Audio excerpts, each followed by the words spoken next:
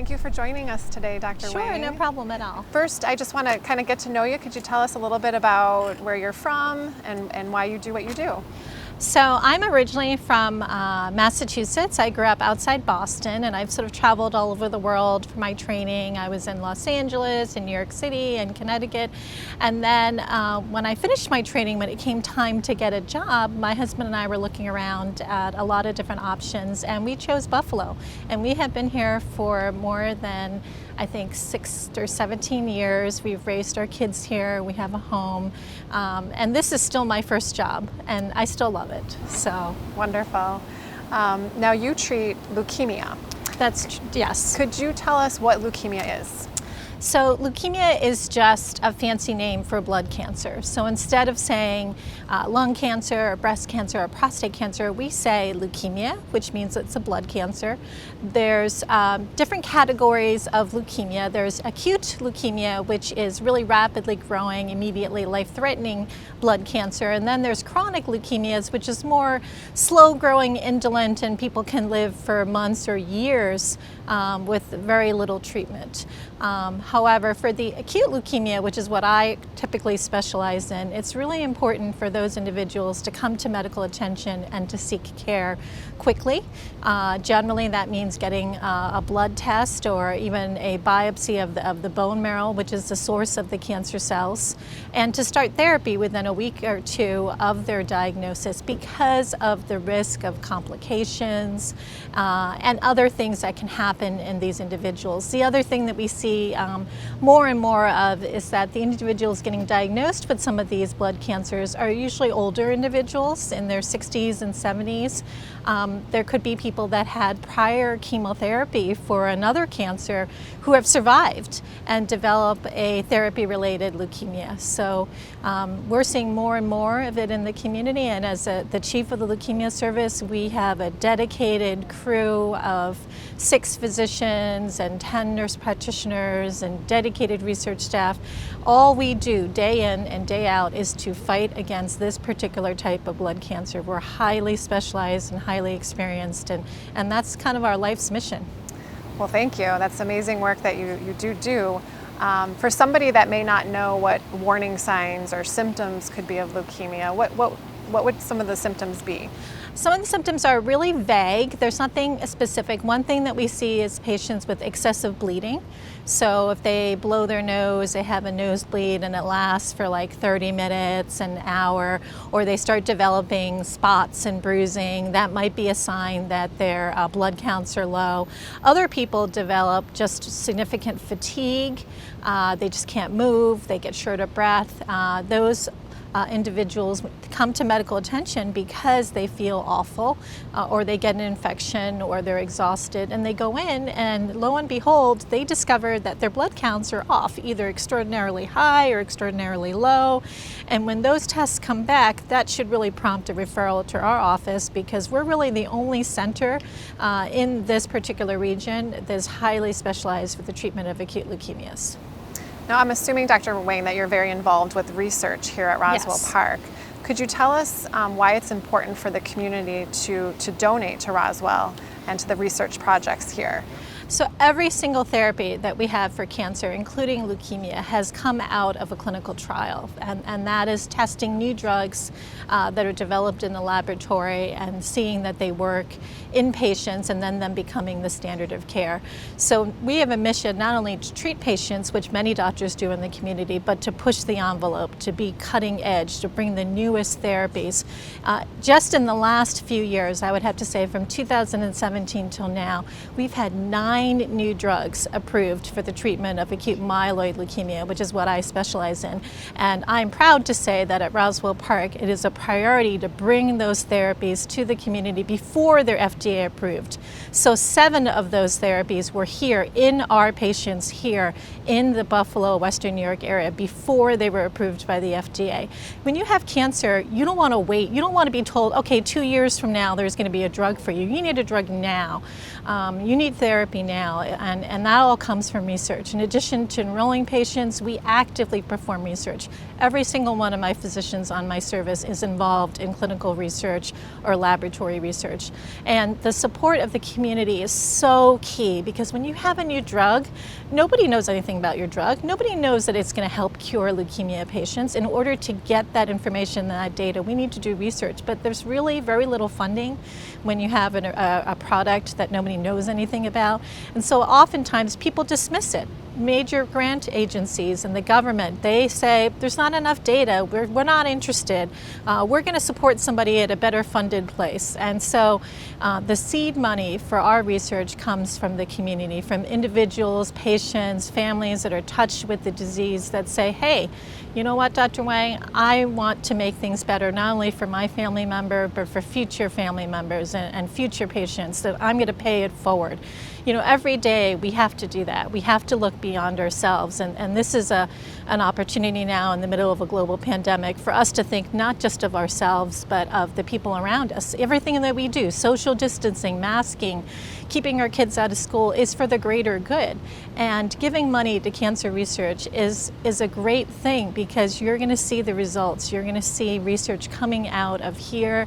You're going to see clinical trials and patients here that are going to get something. And the benefit of giving here is that you're not giving to a cancer center in California or in New York City or in Boston. The money comes here and stays in our community, and that's what we need. Now, you mentioned seed money. Could you explain what seed money is? So seed money is if I have an idea, I have something I'm really excited about, but I can't do the research. I can't buy the reagents. I can't hire the tech. I can't open the clinical trial. So the seed money, which is donations from the community and from generous donors, provides the initial money for us to do those experiments. Once we do those experiments and we can demonstrate that this drug works and is extremely promising, then we can go to the larger grant agencies and say to them, look, here is a great project. And that's when we get the $10,000 becomes $100,000, when the $100,000 becomes $2 million. One of my colleagues, Paul Klawinski, came here and had some seed money to come here a few years ago, and he recently got a grant for immunotherapy for $14.5 million to be led out of Roswell Park, and that came from individuals donating money a few years ago and investing in him and his ideas.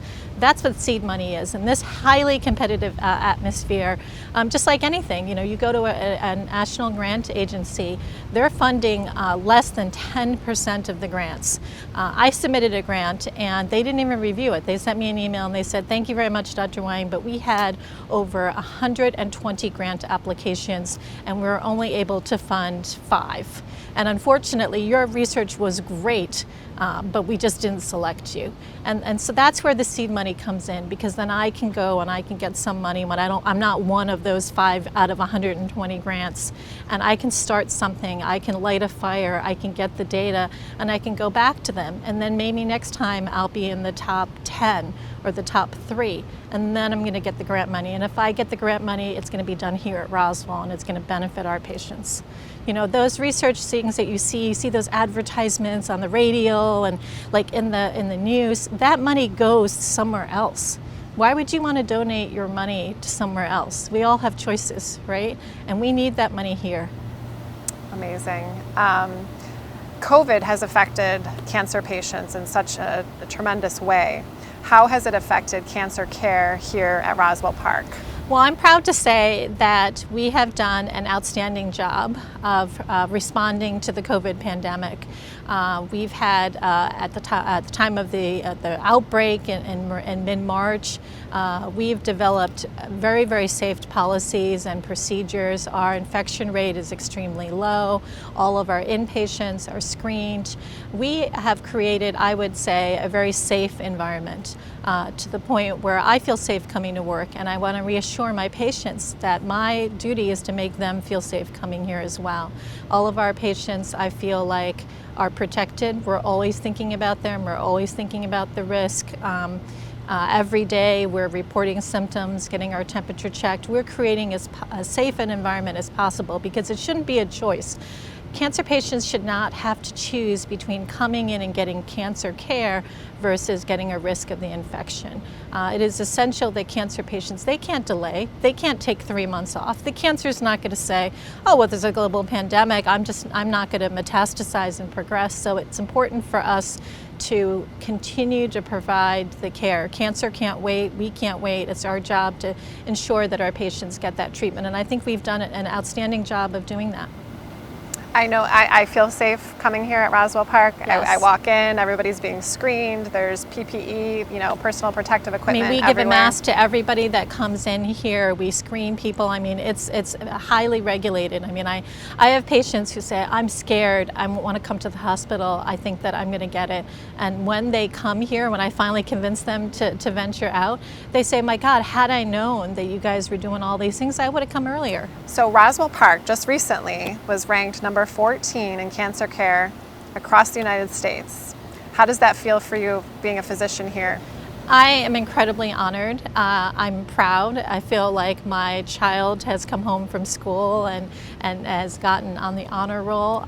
It's an incredible honor, and you know why it's an honor? Because it's a national poll. So we're 14 out of 400 cancer centers around the country. This is an honor not just for Roswell, but for the entire community and the people and the environment and the families and the patients that come here. They are all part of making us great. And the recognition that we get here at Roswell reflects back into the greater community. New York State has probably dozens of cancer centers. We are one of 2 cancer centers in the entire state to be recognized in the top 15. And there are many, many, many cities and communities which didn't rank as high as we do. So this is really a testament to not just Roswell, but everybody at Roswell, the researchers, everybody, the groundsmen, the janitors, the nurses, the people who greet people, and all the donors in the community that have made us so wonderful. I'm glad to see that we are being recognized for the quality and the care that we provide, as well as the research that we're doing. Well, congratulations. Thank you. Thank you as well.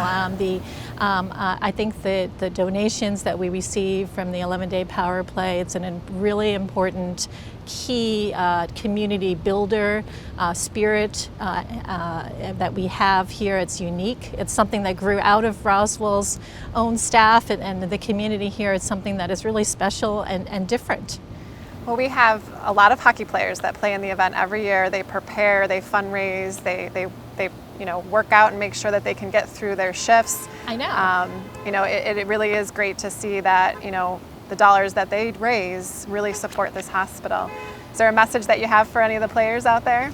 I said I could never do what you do. The idea of hour after hour after hour being on the ice, I think just is amazing, and to me it epitomizes just watching you guys play the battle that we have every day against cancer. So it is like the actual epitome of our struggles against cancer and how we're never going to give up and how you're going to continue to do your part, we're going to continue to do our part. It's a great partnership, and I think it is totally reflects the spirit and the grit and the determination that we have to fight cancer in the activities and the event that you sponsor. It's great to see that, and I'm so inspired when I watch it, and I think everybody else is as well.